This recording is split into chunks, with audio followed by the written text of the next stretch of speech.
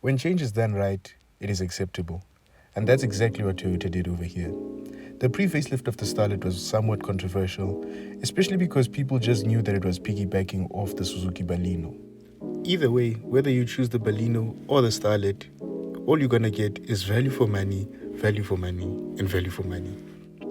Even other budget cars must be shaking their boots at the introduction of this car in this segment, because it is a lot larger than a Picanto. It's more efficient than a Grand i10, which doesn't make sense to me, and it's got features that trump those of a VW Polo Vivo, but it's at a very moderate price point. The last time I checked, this car was coming in at 226,100 Rand, and it's got a whole load of features. I mean, if you actually check, it's got your park distance controls, you've got your automatic climate controls, you've got touchscreens, you've got charging ports for the rear passengers, and you even have those folding mirrors that are fancy and you find in your Mercedes-Benzes, so that's a nice little party trick to have. If you check down the side profile, not much has changed, but I can say that it's an improvement from the previous Baleno and Starlet. It really looks much better than what it used to look like. If you check, you've got your indicators on your mirrors now, where they used to be on the fender right here. And if you actually look, it's got some nice wraparound headlamps. The front design has been killed by Toyota over here. They really made it look really good, because these headlamps look much better than the ones that are on the outgoing model of the Starlet. You check, there's a little bit of a chrome detail. I don't know how long that will hold out or if it will keep looking good. Then you've got this fake carbon fiber look. It's not ugly.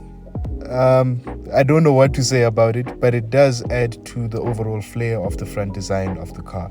But it is a class act, honestly. I think there isn't another car at this price point that looks as good as the Starlet. But overall, I just want to know from you guys, do you think that this car looks better than the one that it replaces? Does it look the same? Is it just a minor facelift? I think it's a very big change, but I'd like to hear your thoughts on this car. So just drop me a comment down in the comments below. So let's just jump into the interior of this car. There's a very big improvement over here. I mean, one thing that I'm not really so fond of is this plastic look.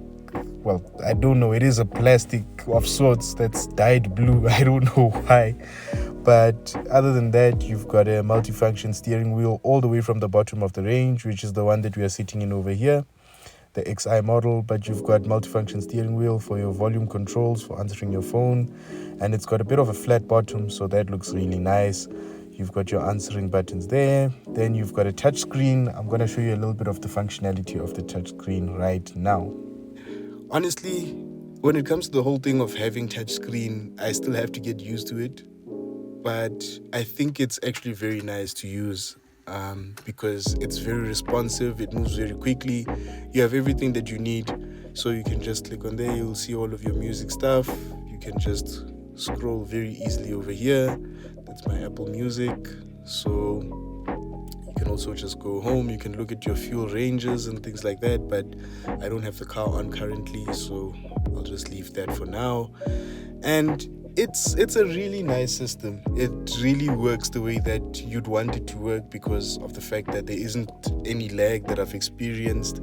I haven't seen anything that would put me off from it. Like I said, it just needs a little bit of getting used to.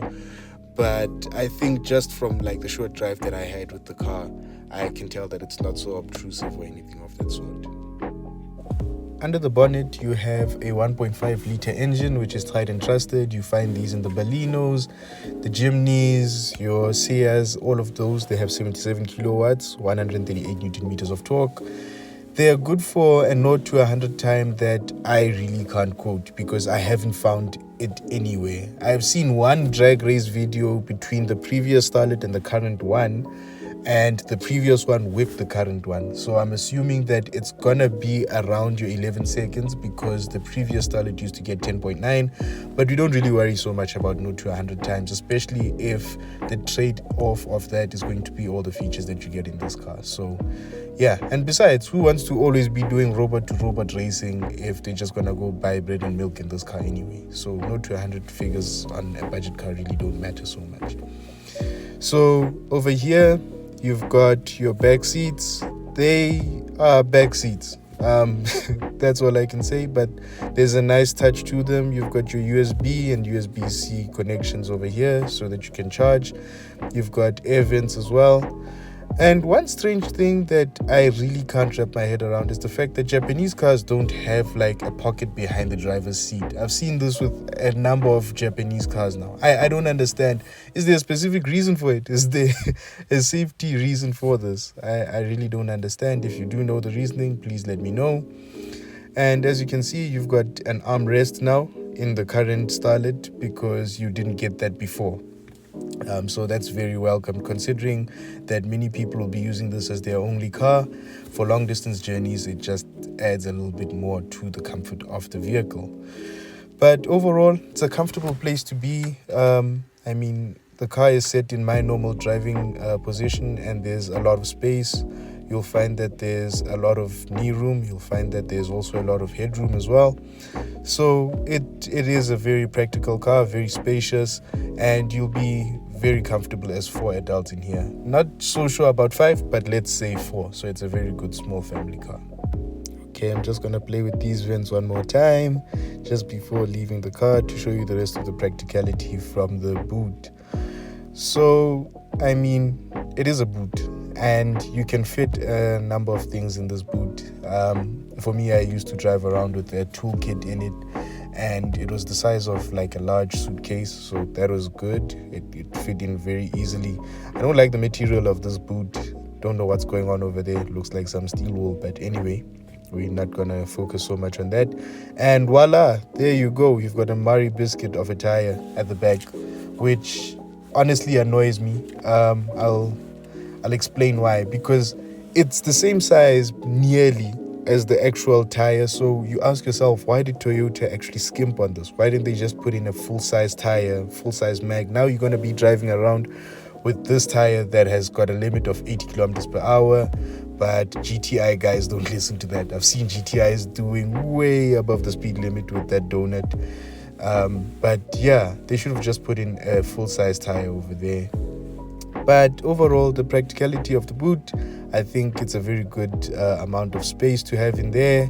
People will complain about the load lip, but look, if you don't have a load lip, then I mean, you're not going to be able to fit so many things in there anyway. So overall, I would say that this is a very well finished product. Hands down, Toyota has really knocked it out of the park over here, even though it is still a copycat of a Baleno, but we're not there. We're not there. And to be honest with you, the Baleno has actually got 2 features that will actually probably sway you to buying it, which are cruise control and a reverse camera. But I'm actually interested to find out from you, which car would you buy if you had 240,000 Rand to spend on a brand new car right now? Would it be the Suzuki Baleno or would it be the Starlet? Just let me know when it comes to that. But guys, thank you very much for watching this video. Please do the right things by liking, sharing, subscribing, doing all of those YouTube things for me. And I really appreciate your support. So until the next one, thank you very much. Take care and see you in 2023.